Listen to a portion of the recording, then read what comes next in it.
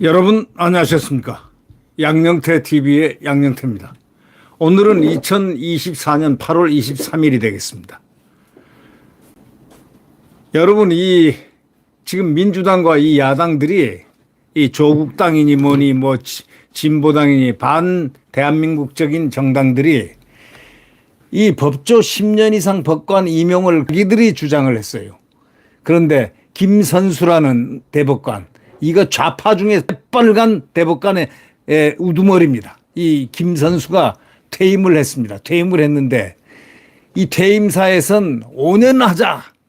자기가 10년 이상을 임용을 주장을 해가지고 야당과 결탁해서 못했던 것을 퇴임사에서는 이제 5년 하자 그랬습니다. 이건 누구하고 맞느냐. 이재명이 사법 처리가 될 같은 걱정이 되니까 이재명 재판이 이제 9월달 10월달 돌아오니까 이제 이런 쇼를 부리는 겁니다. 그만두면서까지 이제 퇴임사에서 5년, 법조는 10년 이상 법관 임용해야 한다 하고 주장했던 김선수가 김선수 대법관이란 자, 이 붉은 무리의 우두머리입니다. 붉은 무리가 뭐냐? 극좌파, 좌파 판사다 대법관이다 이거예요. 거기에서 제일 우두머리, 항상 자유 대한민국 소위 보수 우파, 자유 우파를 옥죄었던 김선수, 이 대법관이 퇴임사에서는 5년을 주장하고 나선 이유가 뭘까요?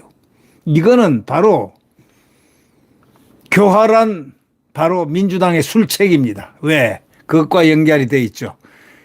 갑자기 이 대법원의 수건사업인 법조 10년 이상 법관 임용을 주장했던 이제 이자들이 갑자기 5년으로 딱 해가지고 법원의 그 수건 사업을 들어주는 척 지금 쇼를 하는 겁니다. 왜?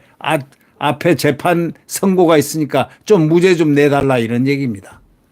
여기서 속아 넘어가면 사법부는 끝입니다. 영원히 끝입니다.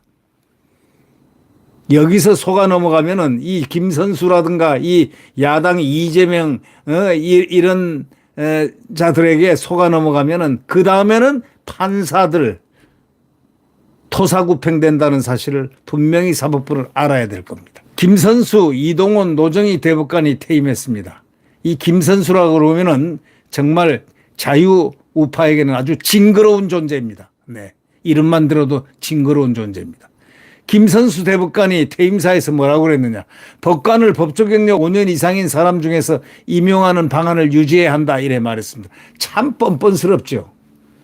이자가 제야 변호사 시절에 참여정부 사법개혁 비서관, 민주사회를 위한 변호사회, 민변회장 등을 지내면서 장기 법조 경력자를 법관으로 뽑는 법조 일원화 제도 도입하자 확대를 강조한 자입니다. 법조계에서는 김 대법관이 법원을 직접 경험하며 확고했던 생각이 바뀐 것 같다.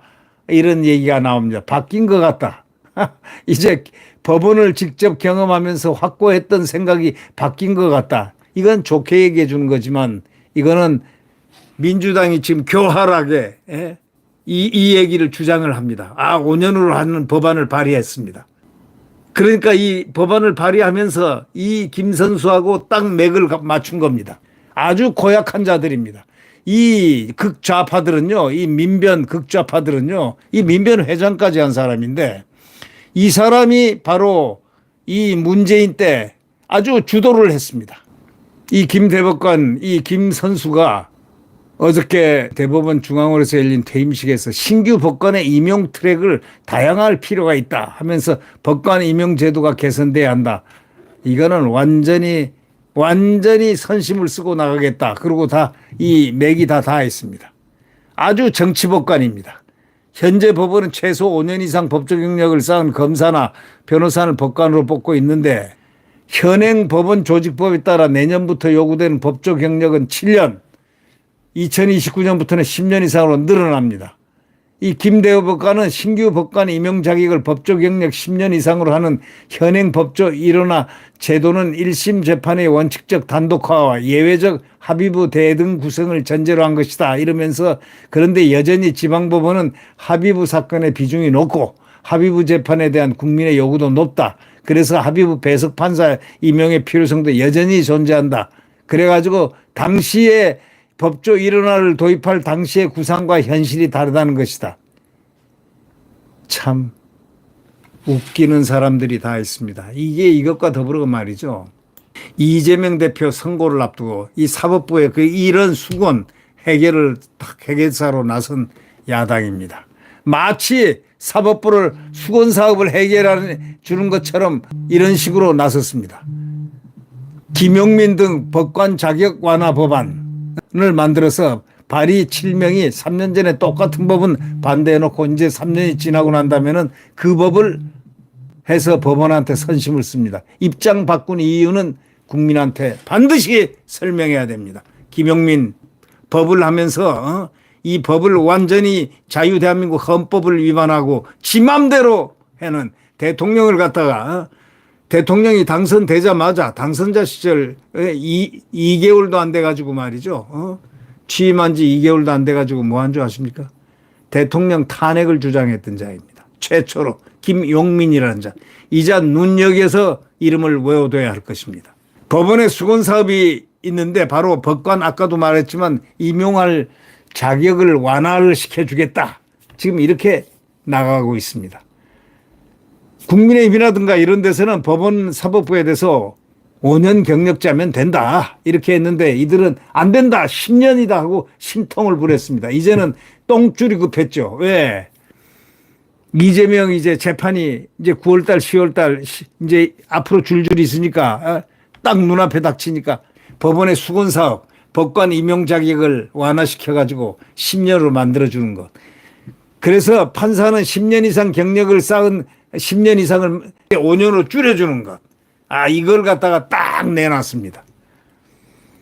원래 10년 이상 경력을 쌓은 검사나 변호사 중에 뽑는 것을 고쳐달라. 이게 법원의 수건 사업입니다. 그런데 사회 경험을 어느 정도 쌓은 사람을 판사로 채용해서 재판 신뢰도를 높이는 취지인데 사법연수원 졸업한 후 곧바로 판사가 된 사람끼리 모여가지고 법관 순혈주의가 생겼다고 비판해온 민변, 참여연대 등이 이 10년 이상 하자 해가지고 앞장을 섰습니다. 자기들이 해먹고 싶어서 그런 거죠. 그러나 10여 년 시행해 놓고 보니까 문제가 생긴 겁니다. 일단 대형 로펌으로 간 우수 인력은 판사보다 돈을 3배 이상 버는 자리에 남는 경우가 많았습니다. 경력 요건 강화로 법관이 고령화됐습니다. 자, 판사의 평균 연령이 39.9세에서 44.6세로 높아졌습니다. 판사 공급은 부족한데 사건은 갈수록 늘어가지고 3,000명이 연간 600만 건을 처리합니다. 재판 지연이 심각해졌습니다.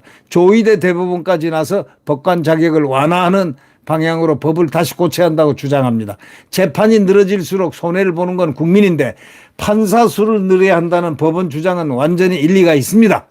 이상한 거는 바로 민주당이죠. 평소 민변 참여연대와 보조를 맞춰온 민주당이 최근 법원 편을 들어주는 법안을 발의했습니다. 왜? 김용민 등 민주당 의원 21명이 발의한 법원 조직법 개정안은 바로 판사 임용을 위한 법조 경력 요건을 10년에서 5년으로 낮추는 게 골자입니다. 사실 이런 똑같은 내용 법안이 3년 전에도 있었는데 그때는 이 김용민 이자가 절대 반대한 자입니다. 이 민주당이. 절대 반대했습니다. 이 김용민은 당시에 법관이 안 뽑히니까 낮춰주세요. 이렇게 할 게 아니라 왜 안 들어오는지 분석을 하시라 하면서 법관 순혈주의를 깨기 위해서 법관 자격을 변경했는데 오히려 더 똘똘 뭉쳐 그들끼리 리그가 깨지지 않고 있다. 뭐 이렇게 말하면서 아주 심술을 부려가지고 10년 그대로 유지를 했습니다. 그래놓고 이제는 이재명이가 이 재판이 앞에 딱 다가오니까 이 수건 사업을 풀어준다 하면서 거꾸로 3년 전에 극렬 반대했던 자들이 이제 찬성을 하는 겁니다. 자기들이 법안을 내서 해주겠다. 이걸 만약에 사법부가 말이죠. 꼬여 넘어간다면 큰일입니다. 만약에 그렇게 되면 사법부는 종치는 겁니다. 이자들에게 속여 넘어가는 거는 당연히 5년 되는 것은 당연하죠. 수건 사업인 5년을 줄이고 하는 거는 그건 당연한 건데 그거는 받고 재판은 재판대로 공정하게 해야 된다 이런 얘기입니다. 당시 법안이 여야 합의로 본회의까지 올라갔지만 이 김의원이 기권표를 던졌습니다. 이 사실상 반대였습니다. 결국 총 투표수 229명에 찬성 111, 반대 72, 기권 46으로 부결됐습니다. 회의록을 찾아보니 최근에 김 의원과 함께 법안을 발의한 의원 21명 중에 7명, 3분의 1이 3년 전에 똑같은 내용 법안에 기권 내지 반대표를 던진 자들입니다. 김용민이하고 문정복이하고 민형배, 이 민형배란 자, 이자 알죠? 검찰 수사권 박탈할 때도 이자가 큰 역할을 한 자입니다. 잘 알아두셔야 됩니다. 그리고 김승원, 장경태, 주철호, 한준호 이것이 다 반대했습니다. 그랬던 자들이 3년 만에 입장을 정반대로 바꿔가지고 이 법이 꼭 필요하다면 앞장서서 발의하고 있는 겁니다. 이들이 법 개정 이후로 든 판사 지원자가 충분치 않아 우수 인재가 임명되지 못한다. 판사 수는 부족한데 사건 난도가 업무량이 증가했다.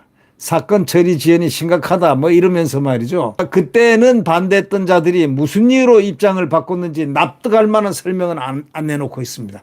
그 사이 무슨 일이 있었을까요? 2021년 8월 법관 자격 완화 법안이 부결된 직후에 대장동 터졌습니다. 이후에 이재명이는 7개 사건 11개 혐의로 기소됐습니다. 이 중 선거법 위반과 위증교사 사건은 오는 10월 1심 선고 앞두고 있습니다.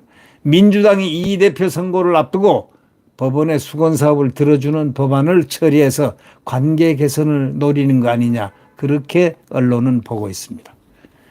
민주당은 한편으로는 이재명이가 정치적 기세가 높은데 함부로 판결하면 국민적 저항에 부딪힐 것이다 라면서 법원을 겁박하는 중입니다. 법원이 이런 데 넘어가서는 안 되죠. 네. 넘어갔다면은 할 건 하고 받을 건 받고 그건 물론 이제 여당이 오케이 해줘야 되는 거지만 대통령이 거부권을 안 합니다. 대통령은 사법부에 유리하게 판단하는 분이기 때문에 사법부는 알고 있죠. 대통령이 유리하게 판단한다는 것. 이 법원이 민주당의 어르고 달래기에 넘어갈 것으로 보이지 않습니다. 이 법원은 이미 다 체험을 한두 번 했습니까? 재판을 놓고 정당과 거래하는 일도 없으리라고 믿는다라고 조선일보는 얘기하고 있습니다. 다만 이번에 법안을 발의한 7명은 왜 그때는 틀리고 지금은 맞는지 그 이유를 국민 앞에 설명해야 할 것이다 하면서 민주당 좌파들의 거짓말, 자기들이 이 지금 급할 때 이재명 판결을 좀 봐달라는 식으로 이렇게 이제는 3년 전에는 절대 반대했던 자들이 이제는 이런 법안을 내놓고 있는 이 이유를 갖다가 설명을 하라 이런 얘기예요. 구독 버튼과 엄지를 눌러주시면 대단히 감사하겠습니다. 안녕히 계십시오.